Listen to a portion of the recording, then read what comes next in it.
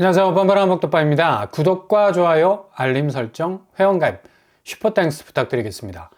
1월 미분양 한 달 사이에 1266건으로 증가 추세에 있다는 보도가 나왔습니다. 이건 뭐 거의 슈퍼소닉이죠. 엄청난 속도로 늘어나고 있는 추세인데 전체 미분양 물량은 6만 건을 상회하고 있고, 이렇게 미분양이 쌓이다 보니까 미분양도 낙엽처럼 쌓이고 쌓이다 보면 썩어, 일명 악성 미분양이 나오기 시작을 하는데, 이게 제일 골 때리는 게 건설사 입장에서 뭐 어떻게 해서든 빨리 이걸 팔아서 현금화를 시켜야 하는데 그게 안 되네. 그러니 통경매로 전체 물량을 넘겨서 잔여 물량 떨어내려 하지만 이것도 요지부동이죠. 낙찰이 제대로 안 되니까 다시 회수를 해서 처리를 해야 하는 상황까지 오고 있다는 얘기입니다. 심각한 건 10건 중에 8건이 지방분양이라는 얘기인데, 뭐 지금 지방분양이 거의 뭐 막장 수준까지 오고 있고요. 그 누구도 장담할 수 없는 가장 최악의 성적표를 들고서 미분양되는 물건들을 바라볼 수밖에 없는 건데, 이렇게 되면 악성 물량도 37개월 만에 최대라는 수준까지 올라오고 있다는 얘기죠.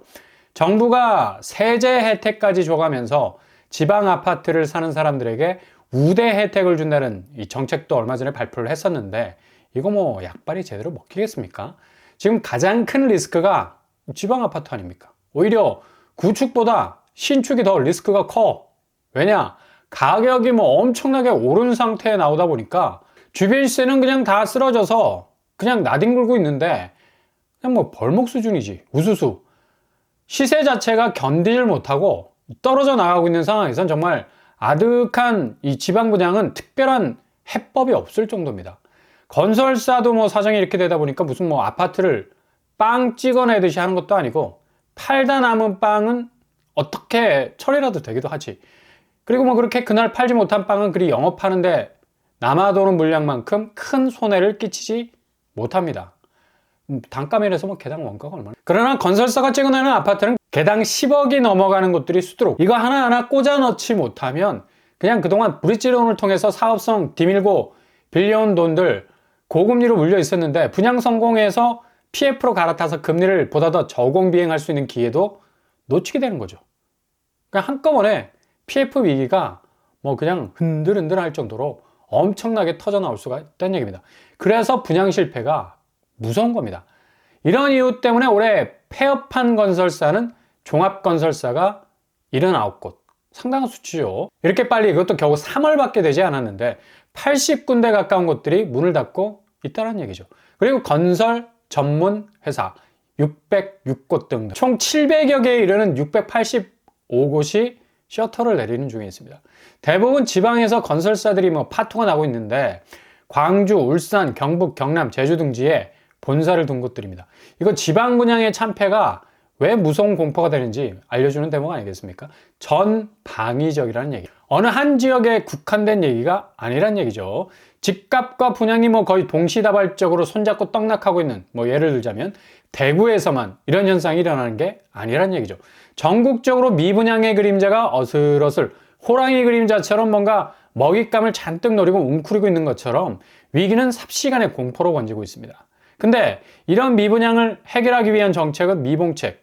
아니, 아무리 흔들어 깨워도 일어날 생각을 1도 안 하는, 이건 뭐 무슨 설악산 흔들바위야? 흔들면 곧 떨어질 것 같은데 여전히 제자리. 일시 부동산 대책에서 지방 아파트 8호제곱 분양가 6억 원 이하를 내년 말까지 최초로 사는 경우에는 해당 주택은 주택수 산정에서 빼주겠다는 약속도 했는데, 이게 뭐 성과가 별로 없죠. 왜냐? 아니, 세제 혜택을 받는 것보다 집값이 더 비싸. 그리고 그렇게 비싸게 주고 사면 뭐합니까? 주변 시세가 시들시들. 이건 뭐 오히려 혹을 붙이는 격이 되고 만다는 얘기죠. 그리고 실익이 별로 없어 보이는 아파트를 굳이 뭐 무리해서 살 필요가 없는 거고, 가뜩이나 미분양도 그냥 미분양이 아닌 무덤이라는 수식어까지 따라다니는 판에, 그리고 이게 뭐 그냥 줄줄 새는 밑 빠진 독이라 대구는 뭐 올해 2만 가구를 이 와중에도 꾸준히 공급하고 있어요. 너무 꾸준해. 무슨 도깨비 방망이도 아니고 때리면 뭐 아파트가 나오네. 근데 도깨비 방망이는 뭐 주얼리라도 이건 그냥 뭐 온통 빚잔치를 하게 생겼는데 어떻게 할 방법이 없어요. 그러니 미분양의 무덤이라는 수식어가 해당 건설사들은 굉장히 짜증이 날 겁니다. 가뜩이나 뭐 장사 안 돼서 죽겠는데 무덤이니 뭐니 뭐 이상한 꼬리표가 따라다니니까 거의 뭐 환장하고 돌아가실 지경인데, 가뜩이나 지금 대구 한 달간 거래를 끊어봐도 하락폭 상당하죠.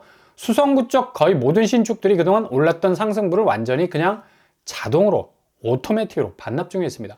만촌, 삼정, 그린코아, 에듀파크 고점 대비 5억 이상 하락하고 있고, 나머지 만촌, 우방, 버머, SK뷰 등등 거의 뭐 정신을 못 차릴 정도로 뚝뚝 떨어지고 있는 상황입니다. 이번 하락장은 핑퐁 게임이라 말씀을 드렸습니다. 지방이 이렇게 죽을 쓰게 되면 반대적으로 서울 수도권 역시도 그 하락폭을 그대로 이어받아서 줄창 서로 간의 하락 커뮤니케이션을 주고받게 되는데, 경기권도 만만치 않은 하락세 보이죠. 하남시, 고양시, 수원시 중심으로 떨어지고 있는데, 미사역 호반 서밋 5억 이상, 그리고 강촌마을 우방 5억 이상, 일산, 두산, 위브드, 제니스 등등 여기도 거의 30% 이상 떨어지는 추락세를 보이고 있습니다. 결국 지방은 지방대로 고전하면서 고립돼서 집값이 떨어지는 게 아니라는 사실. 이렇게 경기권의 하락장을 그대로 이어받아서 서울도 한 달간 거래는 뭐 총알만 안 날아다녔지 뭐 치열 그 자체죠. 이런 강남 쪽 덩어리가 큰 곳들이 많으니까 당연히 가격대가 엄청나게 그 폭이 넓은 걸 볼 수가 있습니다. 강남구 대치동 한보 미도맨션 2차 12억 이상 하락하고 있고, 도곡 렉슬 이번에 고점 대비 10억 이상 하락하고 있습니다. 방배동 쪽, 서초동 쪽, 압구정 쪽 모두 엄청난 하락세 보이고 있는데, 최근 매매 가격 지수 지표는 거의 뭐 서울이 보합으로 하락 지점을 고수하는 것으로 그려지고 있는 것 같은데, 약간 고개를 갸우뚱하게 만들죠. 전투는 현장에서 겁나게 치열한데 전쟁은 고요하다? 이게 말이 됩니까? 부동산은 그냥 현장에서 아우성 치고 난리인데 집값 지표가 그냥 고요한 호수 그 자체라고 말하기에는 지금 움직이고 있는 집값 추세가 너무 급박하다는 얘기죠.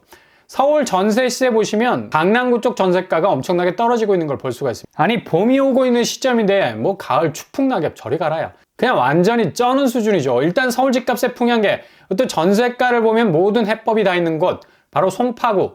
일단 헬리오시티가 전세가 간달간달푸야 고점 24억 대비 13억 정도의 시세를 떨어지고 있는데 거의 뭐 43% 정도 하락세를 보이고 있죠. 심상치가 않습니다. 아니 헬리오시티 매매가가 고점을 향해서 전진하고 있다며. 최근에 20억대에서 간달간달하다가 지금 19억으로 떨어진 상태죠. 물론 뭐 저층 거래로 나오면은 없지 않아 있어 보이지만, 이런 매매가가 그리 오래 가지 못할 건 지금 물밑 전세가가 장난이 아니게 떨어진다는 사실입니다. 그리고 올림픽 선수기자촌 역시도 똑같이 고점 16억 대비 6억의 거래가 됐죠. 전세가가 여기는 50% 이상 하락하고 있는 추세를 보이고 있다는 얘기죠. 그리고 가락 3인 맨션, 올림픽 패밀리 등등등 거침없는 전세가 하락 대열에 궤도를 맞추고 사정없이 떨어지고 있다는 건데, 근데 지금 전세값 상승 뭐 운운한다는 게 도대체 이해가 안 가요. 전세가가 올라간다고 주장하는 쪽도 당분간 뭐 올라간다는 전제를 두고 있는데, 이렇게 강남 전세가 자체가 학군지를 배제한 입지를 가진 쪽은 상당 부분 약세로 돌아간다는 걸 인지를 하고 있을 겁니다. 꾸준히 지속되기에는 지금 연료가 부족해. 부동산 쪽으로 밀려 들어오는 자금도 그렇고, 이번에 스트레스 DSR 시작이 됐죠. 근데 전세 대출은 계속 해주기로 했거든. 그러나 이게 한시적이라는 얘기지. 전세대출 DSR 적용은 점차적으로 확대될 게 뻔하다. 그래서 어차피 전세시장도 지금 약간 조종세로 가고 있는 전세값이 그닥 크게 작용할 것으로 보이지 않고, 이런 이유 때문에 내달부터 하락 전환 가능성을 점칠 수 있는 전망도 나오고 있는 상황입니다.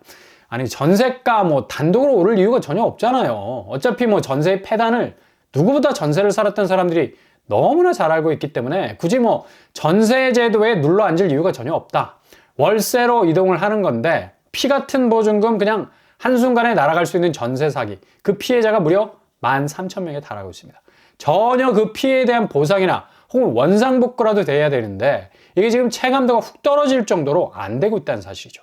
그리고 최대 피해자는 뭐 20, 30, 청년층이 70% 이상을 차지하는 것도 아이러니죠.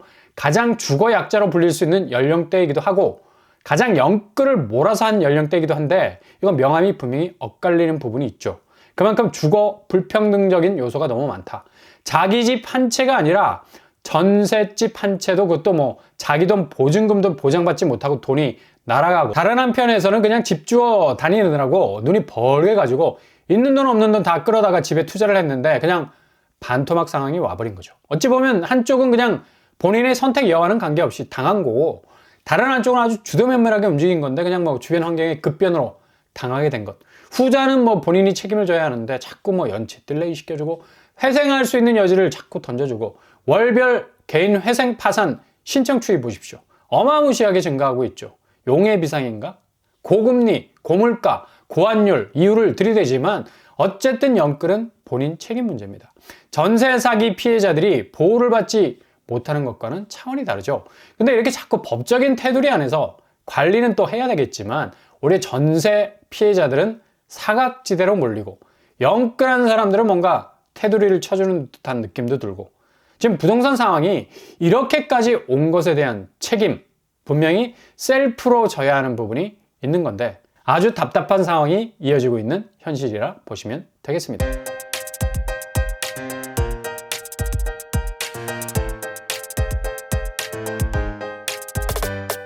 오늘 부동산 캐리커처 미분양 적체는 앞으로 부동산 시장의 가장 큰 내관이 될 것 같습니다. 가뜩이나 지방은 어떻게 해서든 자구책을 마련 중이나 거의 뭐 해법이 없는 상황이죠. 지방의 극악에 가까운 집값 변동성 다시 서울 수도권을 강타할 것 같습니다. 3월 하락 보합은 4월 분기점에서 결정타를 날리게 될 것으로 보입니다. 오늘도 응원합니다. 여러분의 길이 꽃길만 되실 수 있기를 바랍니다. 이상으로 뻔뻔한 복덕방을 마치겠습니다. 구독과 좋아요 부탁드립니다. 감사합니다.